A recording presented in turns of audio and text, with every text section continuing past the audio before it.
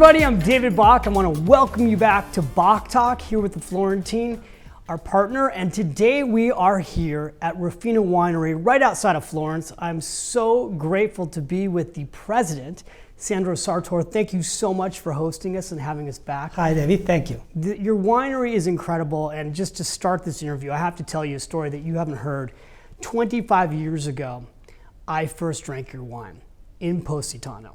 And I actually drank your famous bottle here, the Ruffino Classico. Wow. And I remember as a young kid actually asking the restaurant if I could take the bottle home with me because it was such a special experience drinking the wine. And so to be here 25 years later with you at your winery is just a thrill. And you're more than a winery. I'd love to have you tell us a little bit about the history of Ruffino, and then we'll talk about what's here specifically because it's so incredible. Yes, thank you, David. I mean, thank you for your experience. It's so important to give the imprinting to a person that, and it's amazing that was so strong. Well, actually, Ruffino has been established in 1877. And this company was very, very unique, strange at that time. Something that today we for granted in the business. At that time, the wine business was not the business that we normally used to see today. It was more for like a novelty to produce for their own special guest or for poor farmer to produce for their own, necessity or just for being selling just around. The cousin Ilario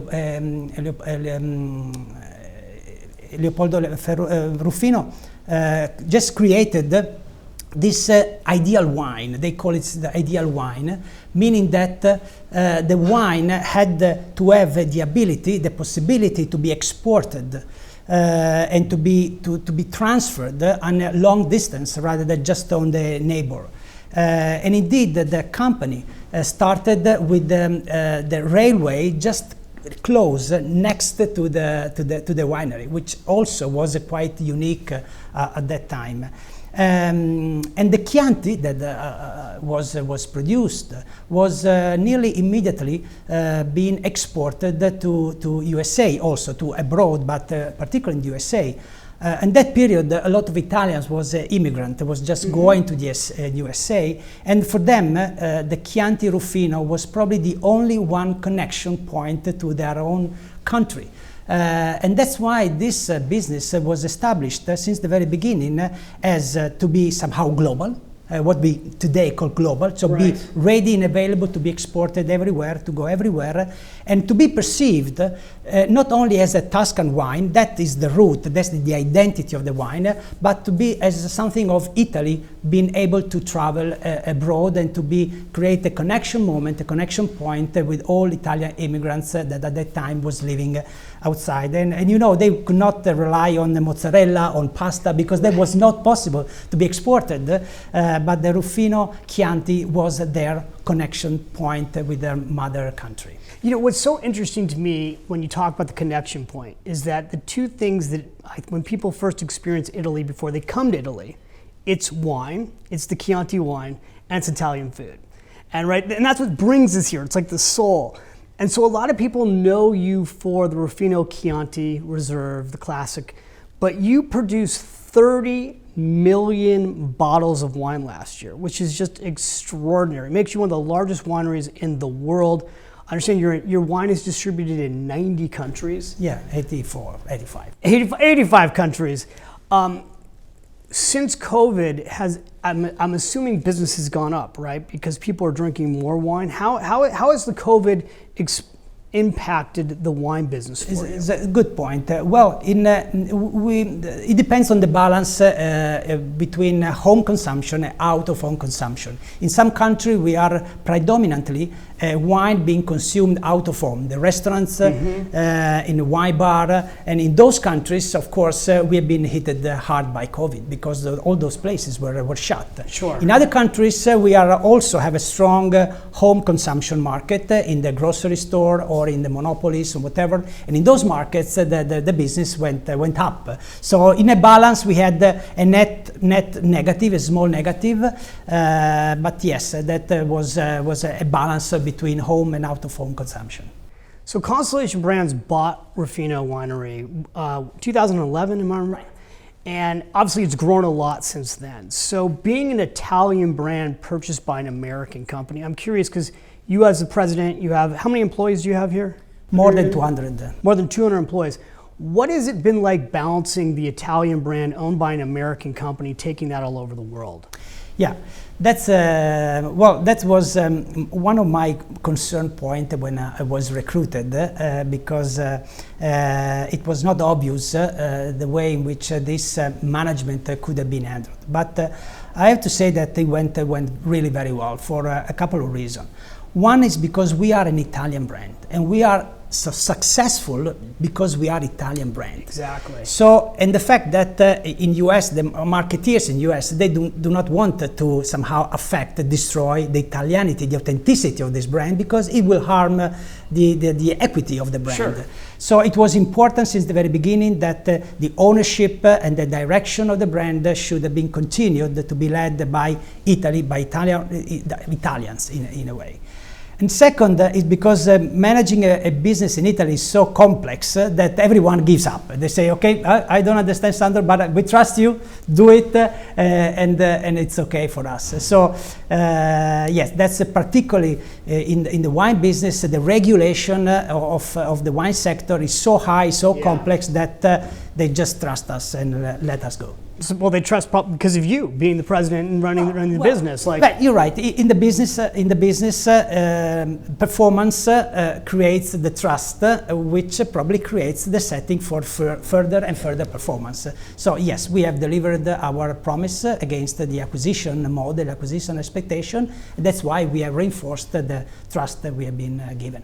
When I did my own research to come here, I think I read that you were doing 18 million bottles of wine when Constellation bought you. Yes, even less. I think it was like 16 million bottles of wine. So you've really doubled, right? And now you're at 30 million bottles. So talking about this location, and first of all, I just want to also thank you as somebody who was a reader of the Florentine. How I found out and realized that you were so close to Florence was because of the Florentine. Because you would run these full page ads in the Florentine. And after months of seeing these ads, I said to Helen, the editor, like, well, how far away is Ruffino from Florence? And she's like, it's just down the street. It's less than 20 minutes. So I said, well, I want to come. And I think that's a really important message because I don't think everybody realizes, both in Florence, my friends in Florence, I don't think everybody realizes how close you are. And then also when people visit Florence for 2 or 3 days, they can come here and really get an experience of being in Tuscany and coming to your incredible winery. But you are more than just a winery. So talk about what you've created here, because it's a true destination experience now. Yes. Well, we as a brand, we have a position, and we want to be considered, one of the reference point for vivere di gusto. We live with taste, with the full taste of living. And we wanted to create for the consumer an experience, a live experience on how this motto means for Ruffino and how we transfer and delivers this experience to our consumers.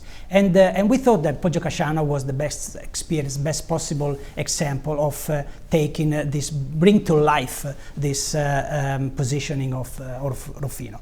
And so we created this that used to be our experience for trade, for customers, so that our hospitality place for customer, but it was so close to our identity and so unique that we thought that it could be transformed in a brand experience center.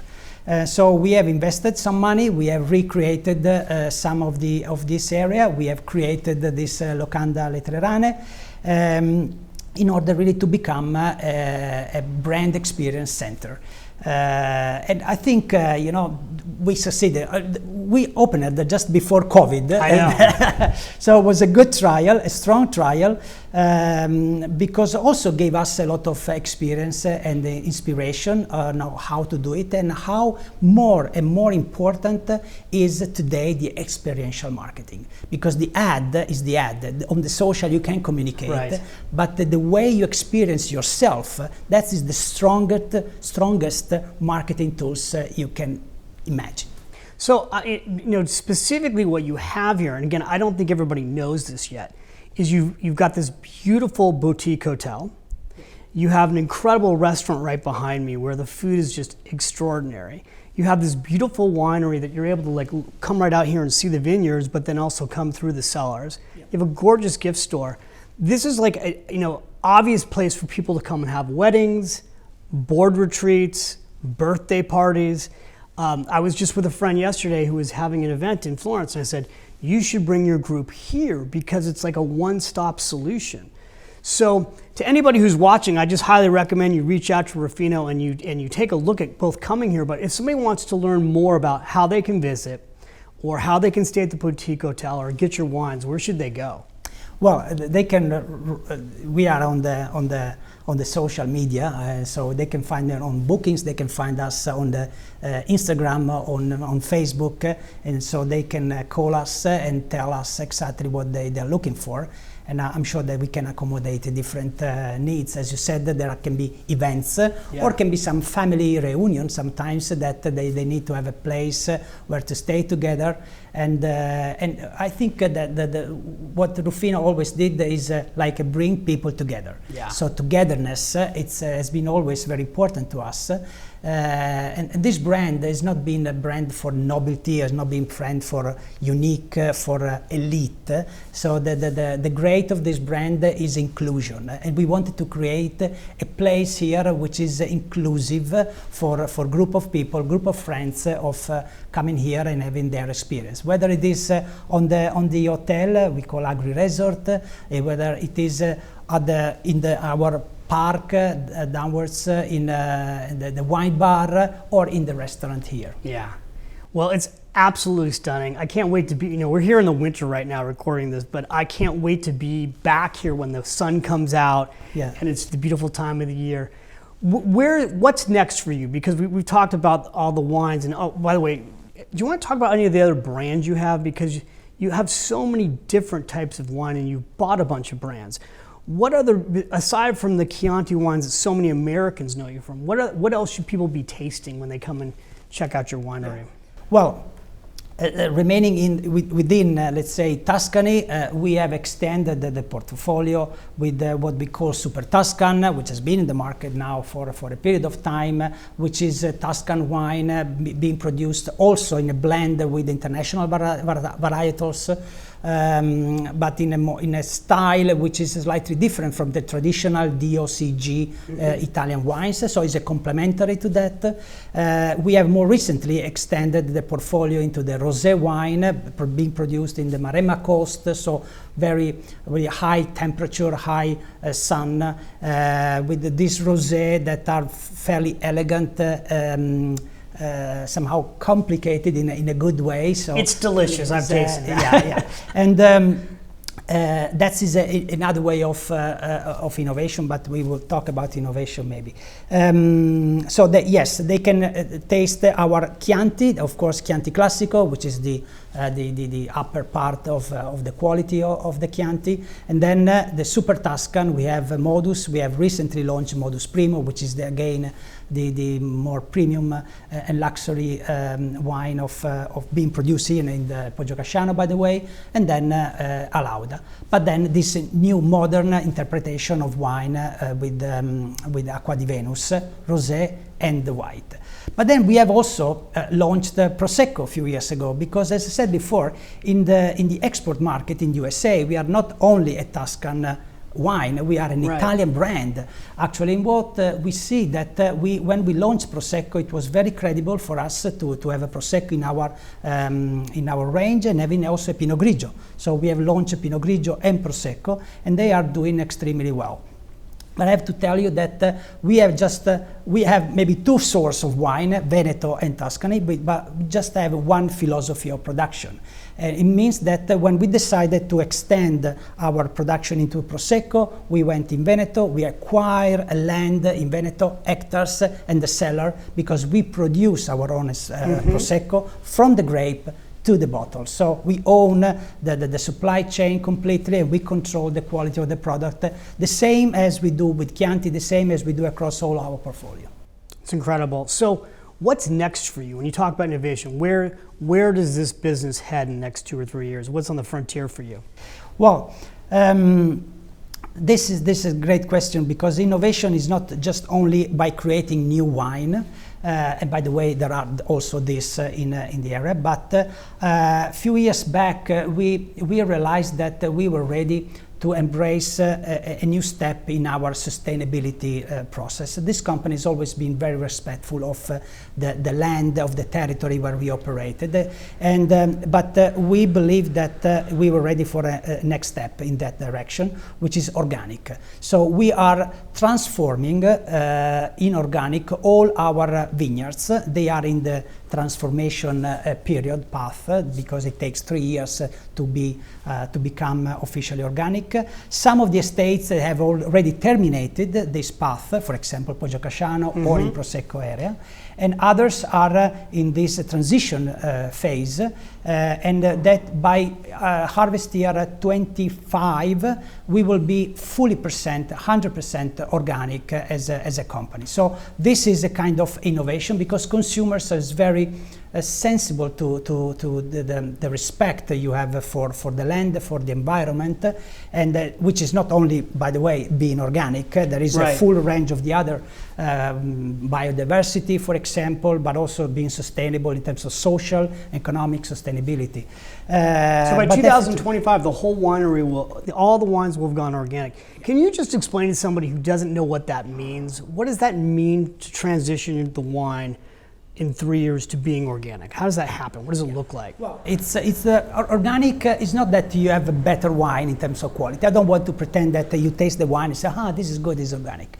The organic is how you work in the vineyard in order to protect the health of your grape, of your vineyard. And by having the organic approach, basically you take out all the chemical product from the grape, and you use just only organic, which or normal, standard, all times product, copper and sulfur predominantly, or new product which is in the same fashion of copper and sulfur, and which protect somehow better the vineyards, the soil, and definitely also is a different level of respect we have for the environment that we operate on.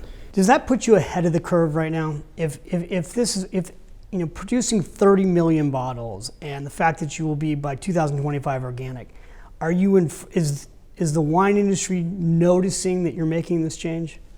Not yet, not yet, because of course it takes a longer time to be noticed. But of course, producers know that we are in the transition phase, and yes, I believe that we are ahead of the curve because from market research we understand that sustainability and organic, but sustainability as a whole is something for consumers is more and more careful of, interest. Particularly the young generation. They are very, very interested to know more about the company, more than the brand. The brand, of course, is good, but they want to know who is behind the brand, how operates the company behind the brand, how respectful they are with the people they work for, with the supplier, and the environment for them. So, but you cannot change your company overnight, and this is a transition that takes time, and even more than 3 years. So unless you start doing this on appropriate time, you might discover yourself that you're late when it's too late. Right. Wow, very interesting. Well, is there anything I haven't asked you that I should have asked you about Ruffino today? Well, no, I think it's an important point for us is the point between identity and tradition. Because given that we have a long history, sometimes the question I receive is that how can you handle, the innovation in a company that has so long tradition in the market? And but in reality, you know what? The DNA of this company has always been to be a pioneer of something, to be innovative. The point is that when you make a successful innovation, that innovation becomes a tradition one day. Right. Okay? And so when we started to produce the Chianti for the world, it was a great innovation at that time. Then we started to age the Chianti to produce what today is the Chianti Reserva or Gran Selezione. But when we started to age the Chianti, we were the only one aging the Chianti. Actually, nobody was thinking to age the Chianti. And honestly, the Chianti was not the wine perfect to be aged. That was like an innovation. And then in the 50s, we started to produce Rosatello, the rosé wine, when no one was producing rosé wine. And again, it was in 50s and 60s, at the time of the Bella Vita in Italy, that the Rosatello was a sort of young expression of the Chianti wine for those years. And then with the Super Tuscan, and then now again with the rosé that we are producing from Maremma high-end quality of rosé wine. So what we do is we have always been projected to the future as a pioneer. You've always been innovating. Innovating. The fact that we have innovated successfully, and this innovation became a tradition, and many others are doing, what we are doing in terms of wine. But our DNA is really pioneer and create new path, open new street. It's really incredible. You know, when you go back and you give the history, 142 years of doing this and the innovation, and you're continuing to push forward. It's just remarkable. Thank you so much for having me here. I can't wait to open up a bottle with you and have a taste and enjoy the food. But thank you so much. This has been such a pleasure. Really enjoyed it.